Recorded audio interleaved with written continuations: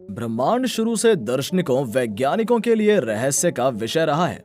आज कई तरह के वैज्ञानिक उपकरणों, दूरबीनों और कृत्रिम उपग्रहों के जरिए इसके बारे में बहुत सी जानकारियां प्राप्त हो चुकी हैं। लेकिन इस अनंत ब्रह्मांड की उत्पत्ति और खगोलीय पिंडों की रचना के बारे में बहुत सी बातें अभी नहीं पता हैं। ब्रह्मांड कैसे बना, इस बारे में अंतिम रूप से प्रमाणित तथ्य हमारे पास नहीं है। धार्मिक गाथाओं के अनुसार कुछ लोग मानते हैं कि ईश्वर या परमेश्वर ने ब्रह्मांड या सृष्टि को 6 दिन में रचा और 7वें दिन उसने आराम किया।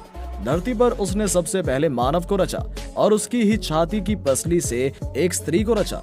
लेकिन क्या यह कहानी सच है? वैज्ञानिक शोधकर्ता इस तरह की कहानी को बिल्कुल सच नहीं मान सकते। वेदों में दुनिया की रचना को वैज्ञानिक तरीके से समझाया गया है। वेदों में ब्रह्मांड उत्पत्ति का जो सिद्धांत है, विज्ञान आज उसके नजदीक पहुंच गया है। अब लोगों को कहानी से ज्यादा तथ्य पर विश्वास होता है। यहाँ वेद गीता के उत्पत्ति के सिद्धांत को समझने का प्रयास करते हैं। ब्रह्म और ब्रह्मांड और आत्मा तीनों ही आज भी मौजूद हैं। सर्वप्रथम ब्रह्मा था, आज भी ब्रह्मा है और अनंत काल तक ब्रह्म ही रहेगा। ये ब्रह्म कौन है? ईश्वर है, परमेश्वर है या परमात्मा? ये तीनों नहीं है और तीनों ही है। ये ब्रह्म संपूर्ण विश्व के भीतर है तथा इस विश्व के बाहर भी है। ब्रह्म ने सृष्टि की रचना नहीं की, ब्रह्म की उपस्थिति से सृष्टि की रचना हो गई। ये 7 दिन या 7 करोड़ वर्ष का मामला नहीं है। ये अनंत काल के अंधकार के बाद अरबों वर्ष के विकास का परिणाम है। हिंदू धर्म ग्रंथों का अध्ययन करने के बाद पता चलता है कि ब्रह्मांड एक नहीं कई हैं और कई तो खत्म हो गए हैं। यदि हम सभी ब्रह्मांड को मिलाकर इसे एक ही माने तो ये अमर और अनंत है। ये एक ओर से फैलता जा रहा है तो दूसरी ओर से सिकुड़ता जा रहा है। मतलब कि ये एक ओर से शुरू हो रहा है और दूसरी ओर से खत्म होता जा रहा है। ये संपूर्ण ब्रह्मांड ही प्रकृति कही गई है। अरबों साल पहले ब्रह्मांड नहीं था, सिर्फ अंधकार था। ऐसा अंधकार जिसे अंधकार कहना उचित नहीं होगा, क्योंकि अंधकार तो प्रकाश का विपरीत होता है। लेकिन ये कुछ अलग ही था। उस अंधकार में अचानक एक बिंदु की उत्पत्ति हुई, फिर उसके अंदर भयानक परिवर्तन आने लगे। इस बिंदु के अंदर ही होने लगे विस्फोट। इस तरह कई बिंदु और कई विस्फोट हुए और कई ब्रह्मांड बनते गए। और इसके अलावा वैज्ञानिकों के अनुसार सबसे स्थापित सिद्धांत बिग बैंग है, जो इस ब्रह्मांड के शुरुआती चरण को दर्शाती है। इसके अनुसार करीब 140 करोड़ साल मतलब 14 अरब साल पहले एक सूक्ष्म बिंदु में महाविस्फोट हुआ। इसे बिग बैंग कहते हैं। विस्फोट से बिंदु टुकड़े टुकड़े होकर इधर उधर छिटकने लगे। इसी से ब्रह्मांड की रचना हुई। आकाश गंगाएं, तारे, ब्लैक होल, ग्रह आदि बने। लेकिन ब्रह्मांड के फैलने का सिलसिला अब भी लगातार जारी है। लगता था कि एक समय इसका फैलना बंद हो जाएगा और यह वापस एक बिंदु में समा जाएगा। लेकिन 1998 में हबल टेलीस्कोप से पता चला कि ब्रह्मांड तेजी से फैल रहा है, यानी कोई बाहरी ताकत है। वैज्ञानिकों का मानना है कि ऐसा डार्क एनर्जी के कारण हो रहा है। ये डार्क एनर्जी हमारे आसपास हर जगह मौजूद है, पर हमें ये दिखाई नहीं देती, इसलिए इसे हम डार्क कहते हैं। इसे हम ना तो माप सकते हैं और ना ही इसकी जांच कर सकते हैं। हाँ, इसका असर हमें महसूस होता है। ये खाली जगहों पर पाई जाती है। ब्रह्मांड जितना हमें दिखता है वो ब्रह्मांड का मात्र 5% हिस्सा है। डार्क एनर्जी 68% है, बाकी 27% डार्क मैटर है। ये सन 1933 में खोजा गया था। इसे भी देखना मुमकिन नहीं है, लेकिन इसका असर दिखता है। दरअसल डार्क मैटर ही इतना ताकतवर गुरुत्वाकर्षण पैदा कर रहा है कि आकाश गंगा के सारे तारे एक ही गैलेक्सी में बंधे रहते हैं। वो इधर उधर नहीं बिखरते। ये डार्क मैटर ना तो रोशनी को जज्ब करता है और ना ही उसे रिफ्लेक्ट करता है। ये अणु परमाणु से न बना होकर ऐसे जटिल और अनोखे कणों से बना है जिनके बारे में हमें अभी तक पता नहीं चला है।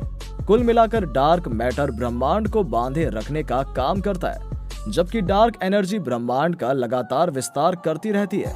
इसकी वजह से हर गैलेक्सी का एक दूसरे से फासला बढ़ता जा रहा है। इसी ब्रह्मांड में ब्लैक होल नाम की ऐसी चीज भी है जो अपने दायरे में आने वाली हर चीज को निगल जाती है। ब्लैक होल सब कुछ खींच लेता है, यहाँ तक कि रोशनी को भी।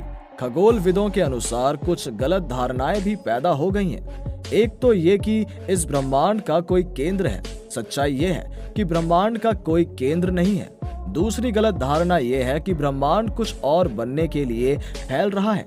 जबकि सच्चाई ये है कि ब्रह्मांड फैल तो रहा है पर कुछ अलग बनने के लिए नहीं। अक्सर एक मिसाल दी जाती है गुब्बारे के फैलने की।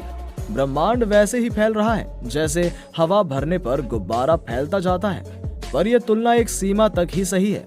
गुब्बारा जैसे जैसे फूलता है वो बाहर हवा की जगह को घेरता है, पर ब्रह्मांड खुद में फैलता है। उसका विस्तार किसी बाहरी इलाके में नहीं होता है। अंतरिक्ष वैज्ञानिक इस निष्कर्ष पर पहुंच गए हैं कि पृथ्वी के अलावा दूसरे ग्रहों पर प्राणियों का अस्तित्व है, यानी कि एलियंस का।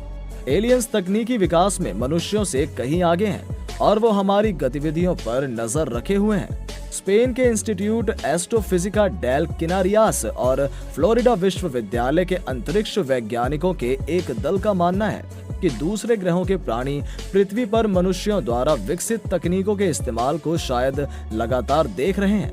नासा के एक वैज्ञानिक ने अनुमान जताया है कि हो सकता है एलियंस धरती पर आए हों लेकिन हमें पता न चला हो। नासा के कंप्यूटर वैज्ञानिक और प्रोफेसर सिल्वानो पी कोलंबो ने एक शोध पत्र में दावा किया है कि हो सकता है कि एलियंस की संरचना परंपरागत कार्बन संरचना पर आधारित ना हो, इसलिए हमें इनका पता न चल पाया हो। सिल्वानो ने कहा कि एलियंस संभवतः इंसानों की कल्पना से बिल्कुल अलग दिखते हों।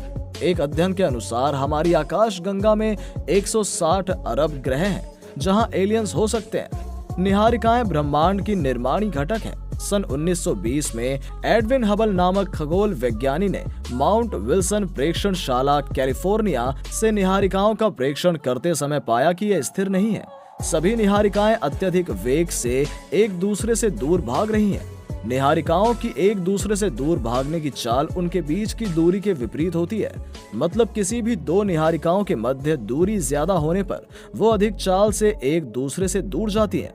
सर्वाधिक दूरी पर स्थित निहारिकाएं 1.5 लाख किलोमीटर प्रति सेकंड से भी अधिक की चाल के आधे से अधिक चाल से दूर जा रही हैं। इसका अर्थ हुआ कि हमारा ब्रह्मांड लगातार बढ़ रहा है। ब्रह्मांड अपने भीतर न जाने कितने रहस्यों को छुपाए हुए है जिन्हें आज तक विज्ञान भी ठीक ढंग से समझ नहीं सका है। ऐसे में आज हम ब्रह्मांड के सबसे बड़े रहस्यों को और जान लेते हैं जो आज भी अनसुलझे हैं। अंतरिक्ष सदा से हमारी जिज्ञासाओं का केंद्र रहा है। ग्रह, नक्षत्र और तारों के साथ हमारा रिश्ता काफी पुराना है। इस अनंत असीमित ब्रह्मांड में लाखों रहस्य छिपे हैं। ज्यों-ज्यों विज्ञान का दायरा बढ़ा है त्यों-त्यों इस ब्रह्मांड के रहस्य उजागर हुए हैं। विज्ञान ने ब्रह्मांड को देखने का एक अलग नजरिया हम लोगों को दिया है। आज हम भले ही बहुत आगे बढ़ गए हैं, पर जो मूलभूत सवाल थे, जैसे इस ब्रह्मांड की शुरुआत कैसे हुई, इसे कौन चला रहा है, ब्लैक होल क्या होता है, उसके अंदर क्या है, ऐसे न जाने कितने सवालों का उत्तर हमें अब तक पता नहीं लग पाया है। आज भले ही ये रहस्य हमारी समझ के बाहर है, उम्मीद है कि आने वाले समय में विज्ञान अपनी पहेलियों को सुलझाएगा और अंतरिक्ष की एक पूरी तस्वीर हमारे सामने खड़ी करेगा। वैज्ञानिकों ने पूर्वानुमान लगाया है कि हमारा ब्रह्मांड एक काले ड्वार्फ तारे के सुपरनोवा के साथ खत्म होगा। ये घटना आज से लगभग 10 करोड़ साल बाद होगी। कैप्लान ने एक बयान में कहा कि हमारा ब्रह्मांड एक अकेली, दुखी और ठंडी जगह हो जाएगी। उसका मानना है कि अपने अंतिम समय में ब्रह्मांड ज्यादातर जल चुके तारों और ब्लैक होल से भरा होगा। एक वक्त आएगा जब नए सितारे बनने बंद हो जाएंगे और बचे हुए सितारे खत्म हो जाएंगे। ब्रह्मांड अधिकतम एंट्रोपी के स्टेट में पहुंच जाएगा, जब सभी एनर्जी ऐसी जगहों पर चली जाएगी जहां कम एनर्जी हो। ब्रायन क्रॉक्स के मुताबिक ब्रह्मांड हीट डेथ से खत्म होगा। उन्होंने बताया कि ब्रह्मांड का तेजी से विस्तार हुआ था। अगर ऐसा ही होता रहा तो कोई स्ट्रक्चर नहीं बचेंगे। हालांकि ये सब इंसानी सभ्यता के जीवन काल में नहीं होगा। दोस्तों, अगर आपको ये वीडियो अच्छी लगी हो तो अपने सोशल मीडिया पर जरूर शेयर करें। उम्मीद करते हैं कि आपने ये फैक्ट बाबा हिंदी चैनल अब तक सब्सक्राइब कर लिया होगा, जिससे हमारी अगली इंटरेस्टिंग वीडियोस आप तक पहुंचती रहेगी। अगर आपके पास किसी भी तरह के सुझाव हैं तो कमेंट बॉक्स में जरूर बताएं, ताकि हम अगली वीडियोस को और बेहतर बना सके। चलिए मिलते हैं एक नई वीडियो के साथ।